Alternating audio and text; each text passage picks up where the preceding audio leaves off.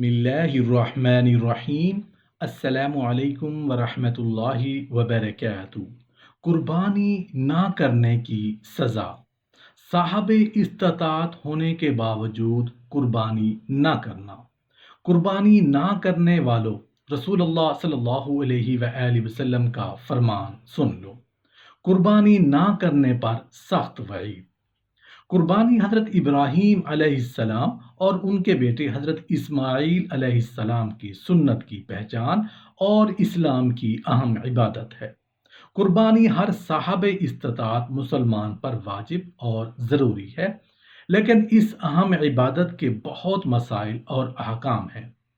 ناظرین، آج کی ویڈیو میں ہم آپ کو علم کی کتابوں سے قربانی کے بارے میں اہم مسائل بتائیں گے تاکہ ان کی نگرانی رکھی جائے اور تمام مسلمانوں کی قربانی اللہ تعالیٰ کی بارگاہ میں مقبول بن جائے۔ سب سے پہلی بات کرتے ہیں کہ قربانی کے فضائل کی۔ قربانی کا ثواب بہت بڑا ہے۔ رسول اللہ صلی اللہ علیہ وآلہ وسلم نے فرمایا، قربانی کے دنوں میں قربانی سے زیادہ کوئی چیز اللہ کو پسند نہیں۔ ان دنوں میں یہ کام سب نیکیوں سے بڑھ کر ہے، اور قربانی کرتے وقت خون کا جو قطرہ زمین پر گرتا ہے تو زمین پر گرنے سے پہلے ہی اللہ تعالیٰ کے ہاں مقبول ہو جاتا ہے۔ مشکاہ شریف میں اللہ تعالیٰ کے پیارے نبی حضرت محمد صلی اللہ علیہ وآلہ وسلم کا فرمان ہے، قربانی کے جانور کے بدن پر جتنے بال ہوتے ہیں، ہر بال کے بدلے میں ایک ایک نیکی لکھی جاتی ہے۔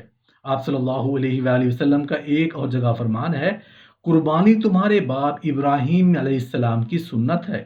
صحابی نے پوچھا کہ ہمارے لیے اس میں کیا ثواب ہے؟ آپ صلی اللہ علیہ وآلہ وسلم نے فرمایا، ایک بال کے عوض ایک نیکی ہے، اور اون کے متعلق فرمایا، اس کے ایک بال کے عوض بھی ایک نیکی ہے۔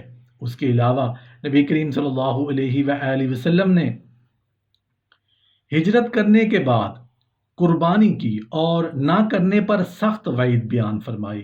امام علی کرم اللہ وجہ الکریم سے روایت ہے کہ رسول نبی کریم صلی اللہ علیہ وآلہ وسلم نے ارشاد فرمایا، اے فاطمہ رضی اللہ تعالی عنہا، جاؤ اپنے قربانی پر حاضری دو، کیونکہ اس کے خون سے جو ہی پہلا قطرہ گرے گا، آپ کے یعنی تمہارے سارے گناہ معاف ہو جائیں گے۔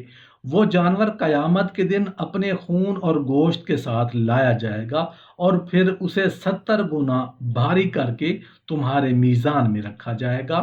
باوجود یہ کہ اس زمانے میں یعنی ہمارے پیارے نبی صلی اللہ علیہ وآلہ وسلم کے دور مبارک میں عام افراد کے پاس مال کی فراوانی نہیں تھی، صاحب حیثیت نہیں تھے۔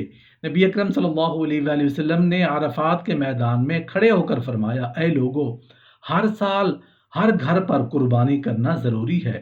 مسند احمد کی حدیث مبارکہ ہے، ابو داؤد ترمذی شریف کی بھی، اور حدیث مبارکہ یہی ہے۔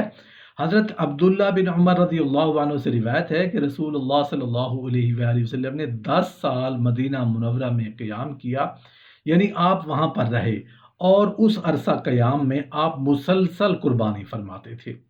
قرآن کریم میں قربانی کا جو ذکر کیا گیا ہے سورہ کوثر آیت نمبر 2 میں کہ نماز پڑھیے اپنے رب کے لیے اور قربانی کیجیے، تو قربانی کا حکم جو اس امت کے لوگوں کو دیا گیا ہے کوئی نیا حکم نہیں، بلکہ پہلی امتوں کے بھی ذمے قربانی کی عبادت لگائی گئی تھی۔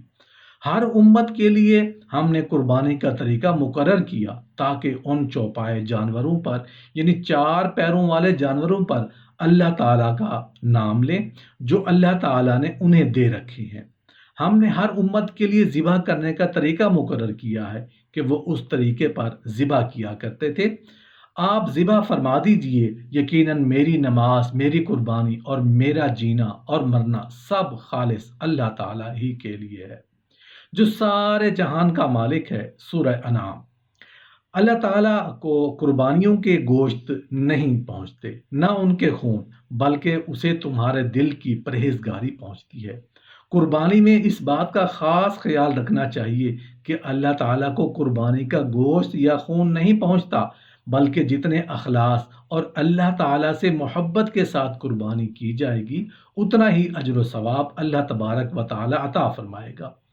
اور یہ اصول صرف قربانی کے لیے نہیں ہے بلکہ نماز، روزہ، زکوٰۃ، حج یعنی ہر عمل کے لیے لازم ہے۔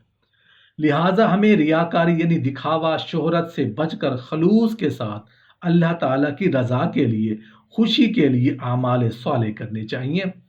اس آیت سے واضح ہوتا ہے کہ ہر زمانے اور ہر امت میں اللہ تعالیٰ کا قرب حاصل کرنے کے لیے جانوروں کی قربانی لازم قرار دی گئی ہے اور قربانی کا اہم عبادت میں شمار کیا جاتا ہے۔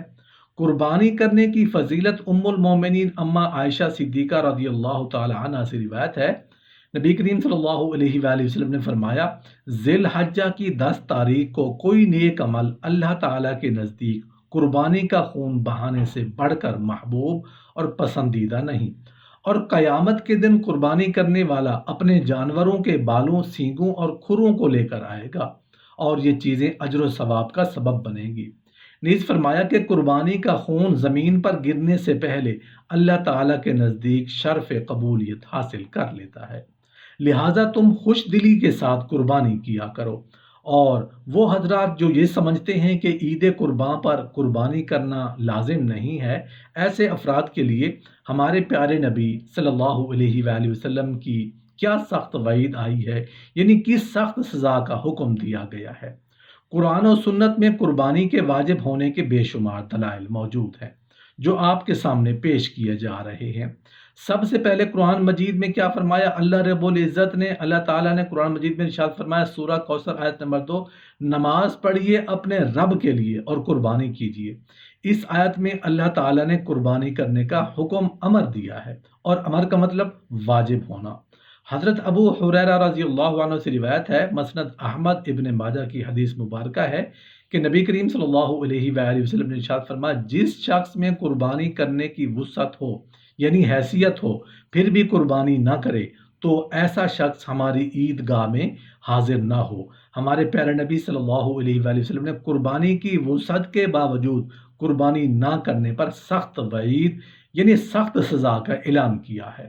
چنانچہ نبی کریم صلی اللہ علیہ وآلہ وسلم کا فرمان ہے، جو شخص قربانی نہ کرے وہ ہماری عیدگاہ کی جانب بھی نہ آئے۔ استطاعت کے باوجود آپ اگر قربانی نہیں کریں گے تو اللہ تعالیٰ کی جانب سے آپ کو سزا بھی ملے گی۔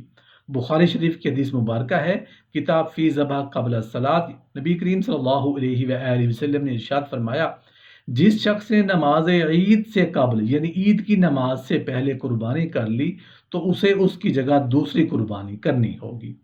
قربانی نماز عید الاضحیٰ کے بعد بسم اللہ پڑھ کر کرنی چاہیے۔ اگر قربانی واجب نہیں ہوتی تو حضور اکرم صلی اللہ علیہ وآلہ وسلم نماز عید اکبر سے قبل یعنی اس سے پہلے قربانی کرنے کی صورت میں دوسری قربانی کرنے کا حکم نہیں دیتے۔ حضرت ابو سعید الخدری رضی اللہ عنہ سے نے عرض کیا کہ یا رسول اللہ صلی اللہ علیہ وآلہ وسلم، کیا یہ فضیلت آل محمد صلی اللہ علیہ وآلہ وسلم کے ساتھ خاص ہے یا آل محمد صلی اللہ علیہ وآلہ وسلم اور تمام مسلمانوں کے لیے عام ہے؟ تو آپ صلی اللہ علیہ وآلہ وسلم نے ارشاد فرمایا، یہ فضیلت آل محمد صلی اللہ علیہ وآلہ وسلم کے لیے تو بطور خاص ہے اور تمام مسلمانوں کے لیے بھی عام ہے، یعنی ہر مسلمان کو بھی قربانی کرنے کے بعد یہ فضیلت حاصل ہوگی۔ بخاری شریف کی حدیث مبارکہ ہے کہ آپ صلی اللہ علیہ وآلہ وسلم نہ صرف اپنی طرف سے بلکہ اپنے گھر والوں اور امت مسلمہ کے ان احباب یعنی دوستوں کی طرف سے بھی قربانی کیا کرتے جو قربانی نہیں کر سکتے تھے۔ بخاری اور مسلم، ترمذی، ابن ماجہ، نسائی، ابو داؤد، مسند احمد میں فرمایا گیا ہے، قربانی کا وقت یعنی کس وقت میں قربانی کرنی چاہیے۔ علماء اہل سنت سے، محدثین سے ثابت ہے، قربانی کا وقت نماز عید الاضحیٰ یعنی عید اکبر سے شروع ہوتا ہے اور 12 ذو الحجہ کے غروب آفتاب تک رہتا ہے۔ نماز عید الاضحیٰ سے پہلے قربانی کی صورت میں رسول اللہ صلی اللہ علیہ وآلہ وسلم نے دوسری قربانی کرنے کا حکم دیا ہے، یعنی جو نماز عید سے پہلی قربانی کرتا ہے اس کو پھر سے قربانی کرنا ہوگی، یعنی لازمی ہے۔ حضرت انس رضی اللہ عنہ نے فرمایا کہ پیارے نبی صلی اللہ علیہ وآلہ وسلم کا فرمان عالی شان ہے، قربانی 10ویں ذو الحجہ کے بعد صرف 2 دن یعنی کل 3 دن کی قربانی جو ہم پر لازم ہے، ہم ان تینوں دن میں قربانی کر سکتے ہیں۔ اب قربانی کا گوشت آپ خود بھی کھا سکتے ہیں یا نہیں، اب بڑھتے ہیں اس بات کی جانب۔ قربانی کے گوشت کو آپ خود بھی کھا سکتے ہیں، رشتہ داروں کو بھی کھلا سکتے ہیں اور غربا اور مساکین کو بھی دے سکتے ہیں۔ علماء کرام نے بعض آثار کی وجہ سے تحریر کیا ہے، اگر گوشت کے 3 حصے کر لیے جائیں تو بہتر ہے، ایک حصہ اپنے لیے، دوسرا حصہ رشتہ داروں کے لیے اور تیسرا حصہ غربا اور مساکین کے لیے۔ قربانی حضرت ابراہیم علیہ السلام کے اس عظیم الشان کارنامے کی یادگار ہے جس میں انہوں نے اپنے لخت جگر جانے جگر اپنے پیارے بیٹے کو ذبح کرنے کے لیے لٹا دیا تھا، اور حضرت اسماعیل علیہ السلام نے بلا جواز حکم الہی کے سامنے سر تسلیم خم کر کے ذبح ہونے کے لیے اپنی گردن پیش کر دی تھی، مگر اللہ تعالیٰ نے اپنا فضل فرما کر جنت سے دمبا بھیج دیا، اور اس عظیم الشان کارنامے پر عمل قربانی کر کے ہی ہو سکتا ہے۔ طبرانی شریف میں حضرت عبداللہ بن عباس رضی اللہ عنہ سے روایت ہے کہ رسول اللہ صلی اللہ علیہ وآلہ وسلم نے ارشاد فرمایا، عید کے دن قربانی کا جانور خریدنے کے لیے پیسے خرچ کرنا اللہ تعالیٰ کے یہاں اور چیزوں میں خرچ کرنے سے زیادہ افضل